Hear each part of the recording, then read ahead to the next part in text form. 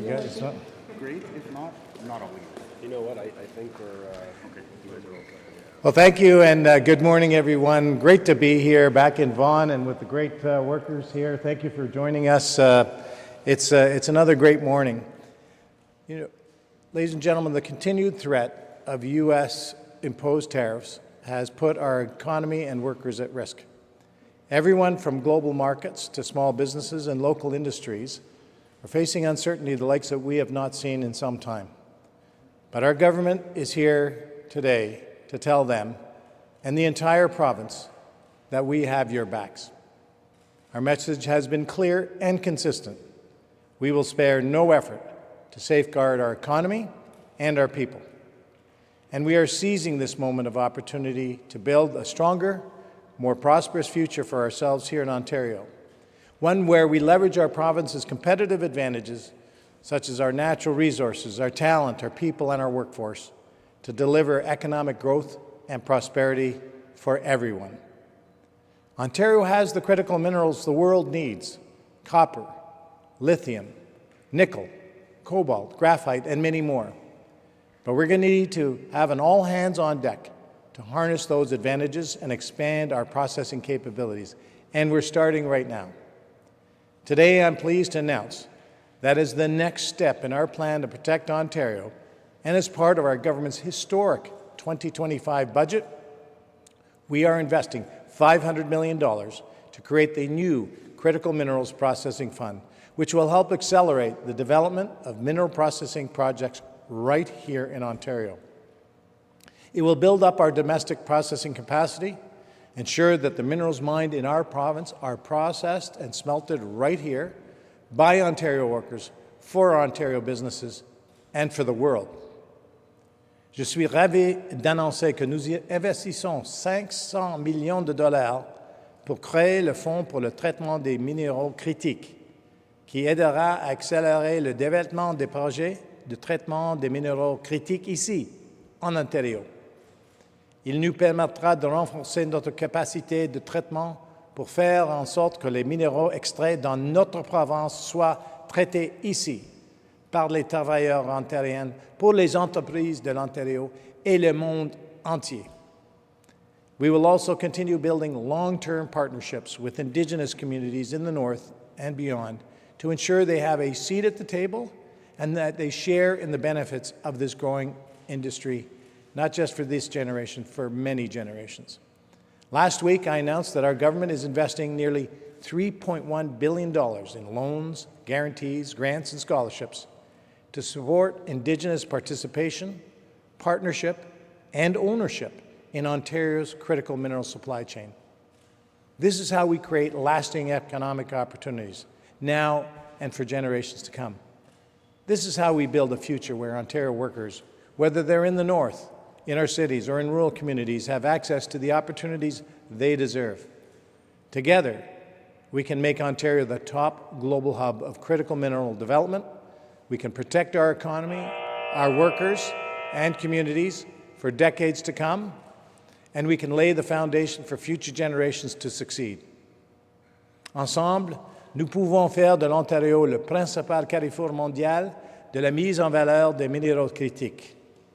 Nous pouvons protéger notre économie, nos travailleurs et nos collectivités pour des décennies à venir. Our message to the world is clear. Ontario has the resources, the workforce, the people, the talent, and the will to lead the charge in critical minerals. And through today's investment, that's exactly what we will do. Ontario's 2025 budget is our plan to protect Ontario and make it the most competitive economy in the G7 to invest. Our ambitious, bold, and targeted plan will help us turn that vision into a reality. In the meantime, we'll continue working with our Northern and Indigenous partners and across the federal, provincial, and territorial governments to find more ways to boost our productivity and growth potential while making the investments necessary for our well-being today and for future generations. And I'm joined here today by my great colleagues. Before I pass it to Minister Lecce, Michael Tabolo, the Associate Minister for the Attorney General. Thank you for being here and hosting us. Vic Fedeli, the great Minister of Economic Development, bringing capital, retaining capital not just from around the world, but right here in Ontario and right across Canada, and along with Premier Ford leading the charge for Canadian free trade. I always say Canada's best trading partner is Canada, so thank you for your leadership. And to our great Minister of Energy and Mines, who's leading the charge to make this vision into a reality, Minister Stephen Lecce. Thank you very much, everyone. Thank you. Thank you so much. Okay.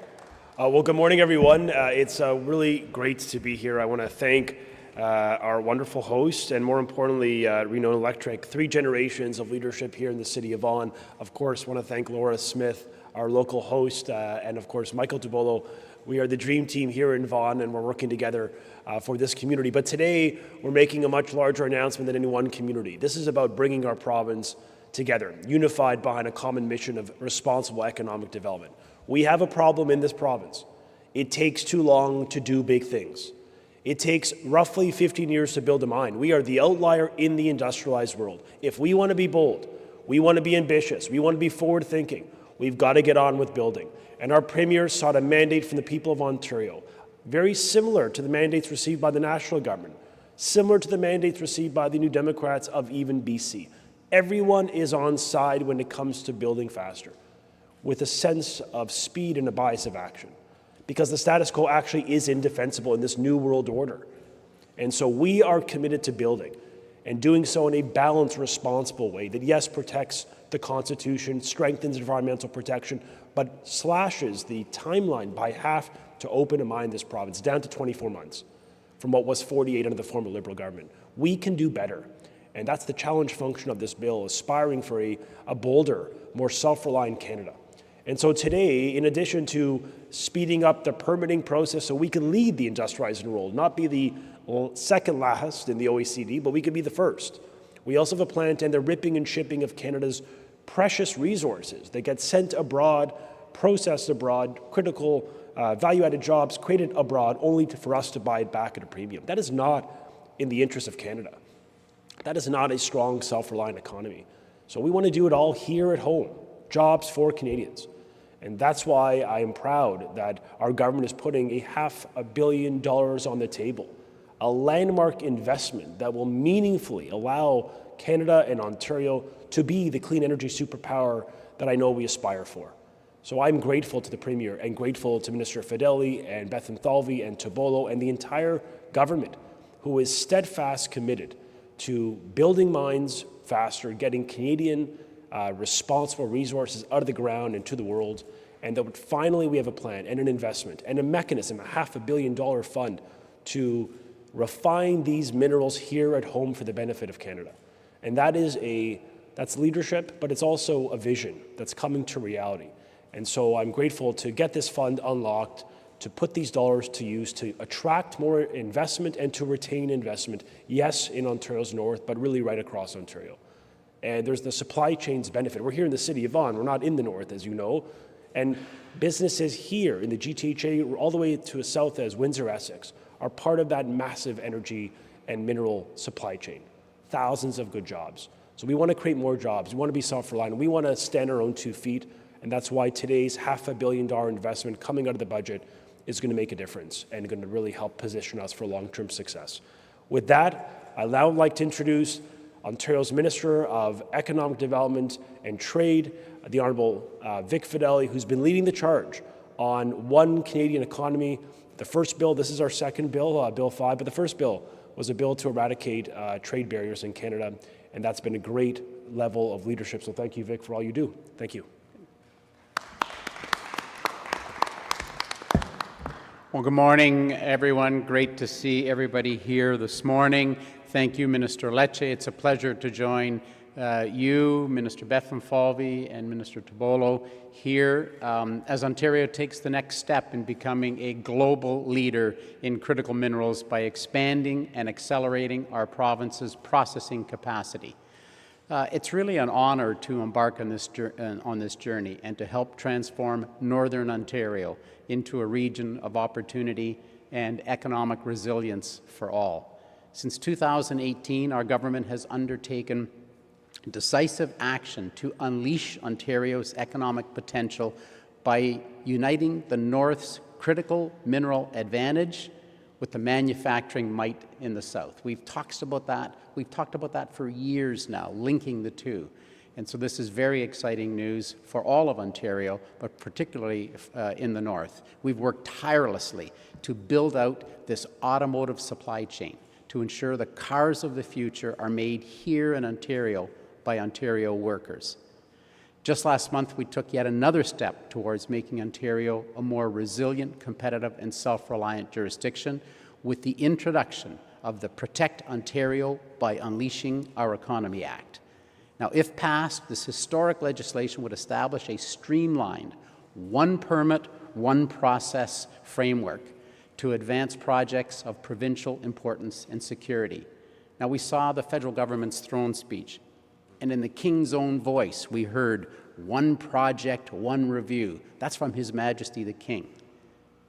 Having a clear, consistent approvals framework is a game changer, especially for resource processing, where time and certainty are absolutely critical. And through the introduction of our recent spring budget, congratulations, our government has taken the next step in unleashing our critical mineral sector. As you heard from Minister Lecce, Minister Bethlenfalvy, a $500 million critical mineral processing fund will provide targeted financial support for projects that will accelerate the province's processing capacity. It's going to create high-value jobs and ensure a stable supply of Ontario-sourced critical minerals, which are so sought after right now. It will help our province's strategic industries and, quite frankly, be the envy of the world. By taking strategic actions to support the mining and processing of Ontario minerals, such as you heard, nickel, titanium, copper, cobalt, lithium, we are protecting the province from external disruptions and shortages and ensuring the stability of our defense, our aerospace, automotive, and advanced technology sectors. As the world becomes increasingly more uncertain, our government will continue to lay the path for stability and unlock new opportunities for Ontario workers and businesses, particularly in Indigenous communities and northern hubs like Thunder Bay, Sault Ste. Marie, Sudbury, North Bay, Timmins. Because from mine to market, it will all be done in Ontario by Ontario workers. That's how we protect good-paying jobs and drive prosperity for families from Porcus to Pickle Lake. That's how we keep more value here at home for families from Sioux Lookout to Sturgeon Falls. And that's how we build a stronger Ontario, ready to compete on the world stage. And that's how we become the trusted, reliable partner that the world is ready for. They're ready for it now, and they're ready for it for generations to come. So thank you very much, and please join me in welcoming Minister Bethlenfalvy back to the podium. Questions? Just as a reminder, it's one question, one follow-up, and please identify yourself by name and outlet. Good morning, gentlemen. Megan Fitzpatrick, CBC News. I have a couple questions about tariffs and where things stand given the court decision in the United States last night. Just wondering if I could get your general reaction to it and what it might mean for Ontario and Canada in terms of where we stand right now. As I understand, this court decision only applies to some of the tariffs. So first, general reaction, what it could mean, and where do Ontario's lobbying efforts stand with getting all the tariffs lifted? Are you leaving that to Ottawa right now, or what role is Ontario playing? So sort of three questions there, please. Before I pass it to our Minister in charge of trade, I'll just say a few things about tariffs. First of all, our goal is very clear. We want no tariffs. We want all workers. We're protecting our economy so we can keep people working, keep them in business, support business and support families. So that's our number one goal. With regard to our overall strategy with regard to tariffs, clearly through not just Mr. Fedeli, but as I call him, Captain Canada, Doug Ford, Premier Doug Ford, who during a period of a vacuum of a federal, let's say, reset and changeover, the Premier played a leadership role right across Canada and in the U.S., promoting Ontario, promoting Canada, and unifying our country. With regard to your specific question about the impact of the decision yesterday, obviously that's the federal court. There's lots of processes that will occur. We're working very closely with our partners in Ottawa and frankly right across the country. The Premier Ford is the chair of the Council of the Federation. We're very unified in getting these tariffs gone, getting certainty back in the market, and allowing us to move forward with an economic prosperity agenda that the people not only elected us in Ontario for, but just elected federally an agenda for economic growth. And with that, I'll pass it to Minister Fedeli. Thank you very much. So with the news yesterday, of course, it's just the latest twist in what's happening with the tariffs, but very specifically, Section 232, as it's called, that did not get affected yesterday. That's steel, that's aluminum, and that's auto tariffs. So the main three, nothing has changed in that side. But the signals from the courts, again, you couldn't categorize them as good news or bad news. It's just the latest news and of the daily twists and turns. But I think that we've seen very good success in the fact that the auto parts are not involved in the tariff. I think that's been a very large banner of success so far in the tariff battle. We'll continue on a daily basis, meeting with senators, meeting with members of Congress, meeting with the Ways and Means Committee, meeting with the Finance Committee, meeting with the U.S. Trade Rep, continuing to talk about how integrated our two economies are and that when we work together on these things, we're stronger. Again, it's always discouraging when you hear President Trump talk about we don't need anything from Canada. And I continue to remind a couple of points. 80% of the nickel that the U.S. uses for their entire aerospace sector comes from Ontario. 53% of all the nickel the U.S. uses in their defense sector comes from Ontario. So when you hear we don't need anything from Canada, I think there's a very strong argument to be made that the critical minerals that we provide and the more critical minerals that we are going to be pulling out of the ground and processing here in Ontario is going to be a very powerful signal to the U.S. that we are going to continue, despite the rhetoric that comes from the U.S., we are going to continue being a world power in these critical minerals, especially in light of the fact that China has removed many minerals from access into the U.S. Come to Ontario. We've got it all for you. As a follow-up, I want to ask about consultation on these kinds of projects, be it the Ring of Fire or any other resource development projects like the ones you're talking about potentially today, if new processing plants are built or created. If a local community is opposed to these kinds of projects, I mean, I noted in your remarks you said you want all hands on deck. What if all hands are not on deck? Minister Lecce, you said everyone is on side, but we know that's not quite true. We've been hearing from First Nations leaders in the last couple of days that they want you to slow down and listen to them more. I guess I'm asking, what's the bar in terms of approving a project? If the local community is opposed to it, are you going to forge ahead anyway? So first of all, we were the government when it came to large-scale energy projects that actually put municipalities and communities in the driver's seat because the former Liberals bulldozed over the will and democratic expression of many rural and northern communities when they imposed energy projects without a municipal support resolution. We, as progressive conservatives, empowered communities. They actually, as a prerequisite to build, for example, transmission or storage or generation of electricity or power, that requires a consent resolution. So in these large projects, we do believe partnership is critical to enable success. We understand the importance of consultation. We're committed to doing so, as we've announced, as we build out our regulations, which our action plan, the tactics of how we do this, it'll be born with a serious, meaningful consultation with both the local community and certainly Indigenous peoples involved. We think that's important.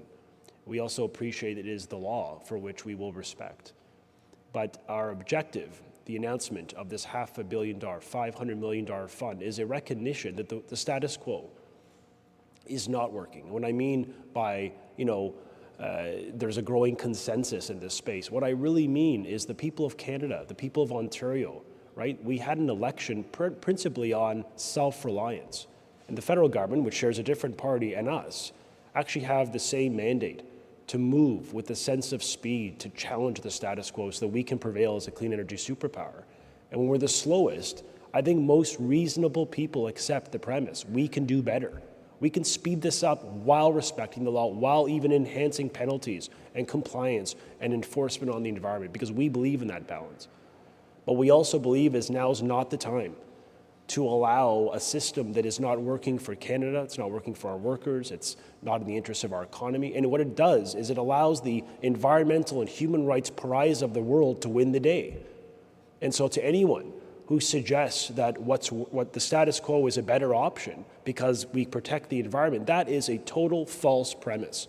A country that builds a coal plant a week, that has no labor, no environmental standards, that is a human rights pariah. How on earth can we as Canadians allow that to prevail? It's not in the interest of the environment. It's not in the interest of a clean economy. So we do believe Canada needs to win the day. And the federal government, like the provincial government, has an ambitious program. But the only way to do it is in partnership. We hear you, we understand the importance of that, and we're fully committed to getting this right, which is why the Minister of Indigenous Affairs has committed to launching those meaningful consultations before we ever use a power within the legislation that is proposed. Now, part of the element of partnership and collaboration is a recognition that our entire government and cabinet has been on the front lines of this. And I thought maybe Minister Tabolo, you've been in many of the First Nation communities working with them on mental health capacity, social infrastructure, and I just thought maybe your perspective would be important here. Thank you, Minister. And I have to agree with that. Challenges are opportunities. And one of the things that we have seen is that when we consult and we work with Indigenous communities and we talk about partnerships, when we understand each other and understand what the outcomes are of the things that we're doing, I think we build a stronger and better province, a stronger and better country.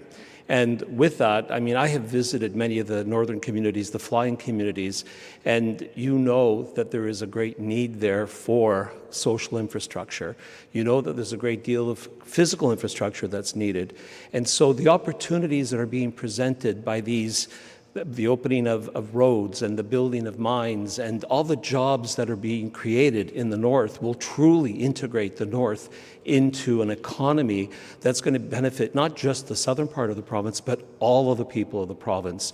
So I think, and the Premier is very clear on this, he meets with all the Indigenous leaders. He has them all to his home. This is what we all do as well as ministers. We spend time to understand the needs by going into the communities.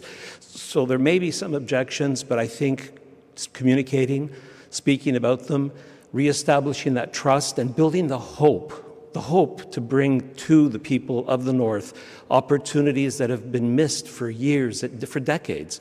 So I think there's a great deal of opportunities, and of course, the work that we're doing as a government is to make sure that everyone, no one's left behind, and that everyone has access to all the riches and all the goods that the province is able to provide to the world. Just to add one point to your question. We have many smelting and refining capabilities in the north already. I think the point is we don't want to dig and then ship. There's really, as was mentioned by my colleagues, real opportunities for good paying jobs, long-term jobs for those communities. And we have many smelting and refining opportunities. A lot of companies that have capital that want to invest in fact, one opposition member, that's where he spent his career before he got into politics, was refining, I believe it was nickel. So there's a lot of opportunity and demand out there. This will be the last reporter question. Hi, Barbara with QP Briefing. How are you? Question is for Minister Fedeli, sort of following up on the U.S. tariffs one. So Flavio Volpi, the president of the Auto Parts Manufacturers Association, has been pushing for a fully Canadian automaker. I'm sorry? He's pushing for a fully Canadian automaker. Can you hear me okay? Yep. Okay, perfect. I'm just wondering if this is something you would consider, like perhaps, are you open to explore this and maybe even doing a feasibility study on? And also, if you can elaborate on why is it that we don't have a fully Canadian automaker yet? Well, I can tell you this is a big business to be entering, and a lot of thinking has to go into it. We were the very first supporter financially of Project Arrow, which is a conception car. It's to show the world that virtually every piece of an electric vehicle, other than the one little view screen, everything else was designed, produced, engineered, manufactured in Canada, primarily here in Ontario. So the concept car, the Arrow, is been shipped around the world to show that.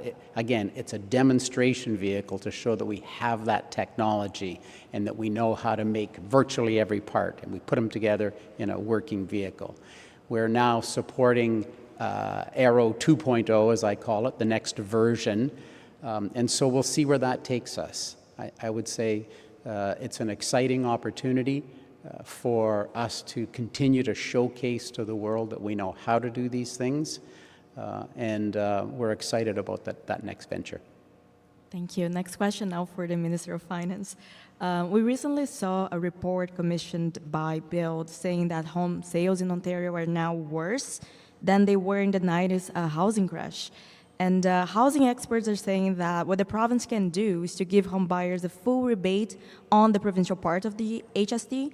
Right now we do have a 75% provincial rebate in place, but I'm just wondering if you consider maybe an 100% rebate to home buyers as they are devising. First off, I'm not going to go into hypotheticals, but I will say, talk about the things that we are doing. First off, housing demand has slowed, and there's many reasons for that, not least of which are the uncertainty through the tariffs, higher interest rates, costs. So there's many factors, but one thing we won't do is relent on an ambitious and a very driven plan to build more homes, all types of homes, from student housing to front door, back door, to apartments, to affordable housing, to seniors housing. So we won't relent in that regard. And that's why in this budget, we put another $400 million in to get more infrastructure built, the bones, basically water, wastewater, and sewage in our communities, partnering with municipalities. And that's key, partnering, because it's not just one level of government that has to keep building homes, to keep giving people the opportunity for home ownership and rent. I would say that we were the ones, and I know we were the ones because I did it. I said to the federal government, we are prepared to cut the HST, our 8%, but because our tax is tied, if you cut your 5% on purpose-built rentals, that's 13%. And a year later, they heard our call and they did it. And so now we've got a lot more purpose-built rental units being built because we took 13% of the cost. I also remind you that we tabled legislation, I believe it's Bill 17, to continue to speed up home building through less regulation, working with municipalities. We were standing there with the Association of Municipalities, the Mayor of Mississauga, the Mayor of Vaughan, highlighting the benefits of the new the legislation that's been tabled so that we could get more built faster. And finally, I'll just say this. It's not just municipalities and provinces. It's the federal government as well. They have a lot of the keys to building more homes. So things like the Canada Housing Infrastructure Fund, $6 billion to get more homes built with conditions, with all kinds of rules. Our call on the federal government is release those funds, let's build homes faster with no conditions, and when we row together, the federal government, the provincial government, and the municipal governments and communities, we will be able to build a lot more homes. Thank you. Okay, thank you. This now concludes this press conference. Sorry, one more question. Yeah, sorry, this jumped in the last moment. The FAL report says some of your numbers are overestimated when it comes to growth. They're saying it's going to be higher than what you predict it's going to be. There's a lot of numbers in there. I'm sure you've looked at the FAO report. Your response to the FAO or FO? Yeah, we thank the work from the FAO. They do important work. We base our forecasts on the private sector forecasts at the time. I think our forecasts are the most up-to-date and the most realistic. We're the last province to table a budget. So they're incorporated into our numbers. And, you know, I hope the FAO is right, because that means that we'll have even more revenues and a more robust economy. So I always welcome someone thinking that we'll do better than that we've laid out. What we do in a budget, we lay out transparently the best forecast from the private sector, given everything going on. As Minister Fedeli said, though, we live in uncertain times, and so we have a very prudent budget that builds in significant reserves and contingency funds.